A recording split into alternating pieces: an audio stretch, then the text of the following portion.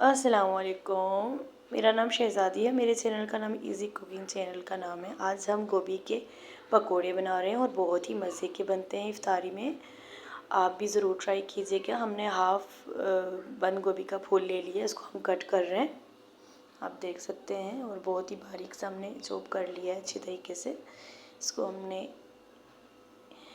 निकाल दिया। अब हम प्याज है, हमने 2 तक प्याज लिए हैं, उनको भी हमने स्लाइस में कटिंग कर लेना है बारीक बारीक।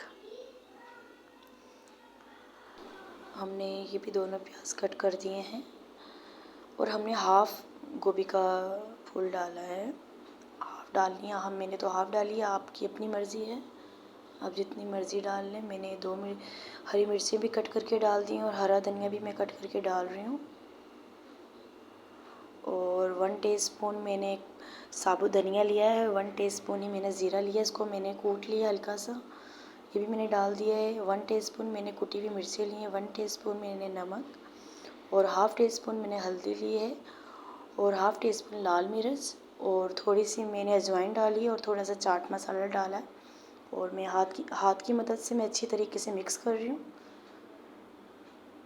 ये हो चुका है मिक्स। और एक मैंने भर के कप बेसन डाला है और हाफ़ कप मैंने कॉर्नफ्लावर डाला है। इससे पकोड़े थोड़े क्रिस्पी बनते हैं और मज़े के बनते हैं। अब मैं थोड़ा थोड़ा पानी डाल रही हूँ और मिक्सिंग कर रही हूँ। और मैंने एक पैन में ऑयल पहले ही गरम कर लिया था, देखिए मैं डाल रही हूँ। और जिन्होंने मेरे चैनल को सब्सक्राइब नहीं किया वो सब्सक्राइब भी कर दें और घंटी के बटन को भी दबा दें कि मेरी आने वाली वीडियो सबसे पहले आपको देखने के लिए मिले। और लाइक भी कर दे करें और शेयर भी कर दे करें।